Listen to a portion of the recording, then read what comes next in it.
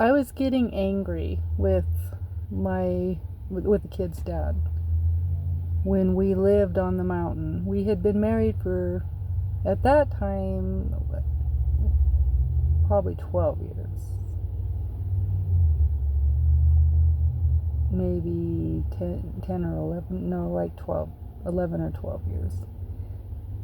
Because we were married total 16 years.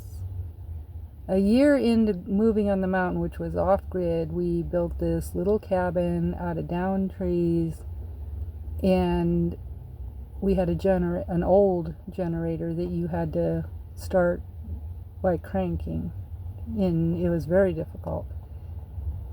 And he decided that he couldn't make enough money in Washington, so he wanted to work in barrel. And he came from a huge construction business, well-known construction business in Alaska. Now, he had always been way ahead of me. I was 19, uneducated, pretty much homeschooled from the time I was in 9th grade. And he had a year of college. He was very well educated in running a construction business and a garage, a gas station garage business.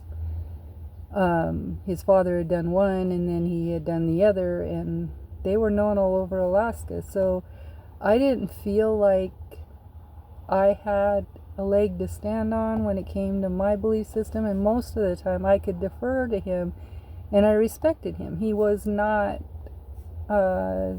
like a bully about it, but he was already a walking encyclopedia.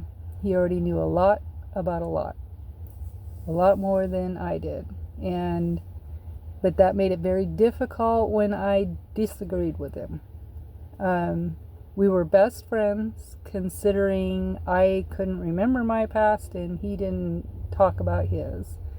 But on everything else, we were really good friends. I did consider him, I loved him, but I wasn't in love with him. At some point that ended early on, because I am an extreme empath, and I always felt like something was not right, like disjointed.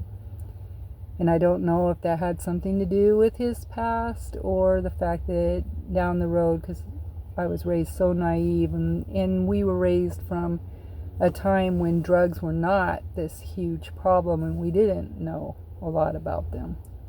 So he admitted to me that him and his ex had sold a lot of drugs, but I never saw him as an addict. And so I didn't figure out until 30 years later that could have been the issue. All I knew was there was something not quite right. And so I never trusted him completely all the way, although he was a very loving man and he loved the heck out of me. There was just something that I didn't quite. Anyway, so he decided, when we moved on that mountain with 4 little kids, and we were off grid, we built this 20 by 20 cabin. No, it was smaller than that. It was pretty small. It was like a room. And we built it out of downed trees, and we had to do it very quickly so that over the summer, so that we would not be caught in the winter, out in the cold when it started turning cold. And we had a crank generator and no electricity. We had a outhouse that was quite a distance from the the cabin because we had a lot of bears up there, we had a lot of cougars up there. Every animal that I tried to have in the beginning would disappear. So he decided that because he couldn't make enough in Washington, because he was used to making a lot of money in Alaska and even when we went to California, that he needed to work in Barrow, to go back and forth in Barrow. And he left me on that mountain with 4 little kids. Now, when we moved on that mountain, we were carrying a log, and we have a picture of them, the 2 older ones, standing under the log trying to help us lift it. And they couldn't have been more than 5 and 6 years old. So a year into it, he decides to go to Barrow. I was having an issue with my dissociation, and when we moved on the mountain, things were just starting to really come clear to me about my dad and about what had happened to me and why I was so dissociative and why I had to look at people's mouths to stay present.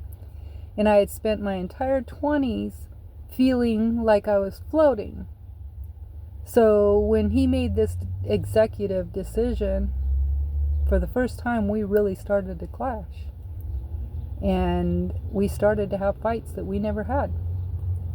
We started to really have issues, and I felt like a failure because my great-grandmother raised 3 little kids because she had a drunk husband who took off. My great-grandmother, born in 1886, in the middle of Montana, and on a living of being a midwife and a healer, because she nursed a bunch of people, including her own daughter, through the Spanish influenza. So my great-grandmother was one tough little lady, and I mean little. She wasn't even 5 feet tall. And her daughter was 5 foot. They were just tiny. And she raised these 3 kids in the middle of Montana, and I just felt like a failure because I couldn't raise 4 little kids on the mountain. So I ended up having him drop me off in the one town that I knew as my growing up town, considering how much we moved as kids, in Palmer, Alaska. He didn't come in or have us fly into Barrow till 9 months later. He dropped me at his parents'. That lasted all of a few days, and then I made him rent. It was like little cabins that were part of a motel chain. And then I rented a place next door, an apartment. And then he finally sent for us 9 months later. And I wasn't up there very long because I had this flirtatious type thing going on, and I became really good friends with a young man. Now, I never ever went so far as kissing or making out, or definitely not anything else, but I was crossing the line. And he made me go back on the mountain. So I took the kids. This time he put in a phone. He got a better generator. We could turn it on twice a day and it would charge everything. And he put in a little kitchen and a little bathroom in this little one room. And for, I don't know, it was a long time. He would be gone for weeks, and then he'd come back for a couple of weeks, and we had horrible fights. At one point, I had gone to Barrow with him before I moved up there, and we had a horrible fight, and we didn't do that. So my oldest kids, by the time I divorced him, because I was too angry to even, by the time his back was degenerative, so he would end up on disability like 3 times over the course of our marriage from a very young age, because he had degenerative disc disease. And he'd end up in all this pain. And by the time he came back to the mountain, I was done. I would hang out on AOL, and I had started off going into author platforms. I didn't know anything about the internet, but I had learned a little in Barrow because I worked for the police station, and then I worked for the college. And I learned enough about computers that I knew I loved computers, and that I could write on computers a lot easier than I could write on a Brother word processor. And I wrote this whole book. It was a romance, a historical Western romance, but I was online in group chats sharing it, and there were trollers, and I met one, and that was not a good scene.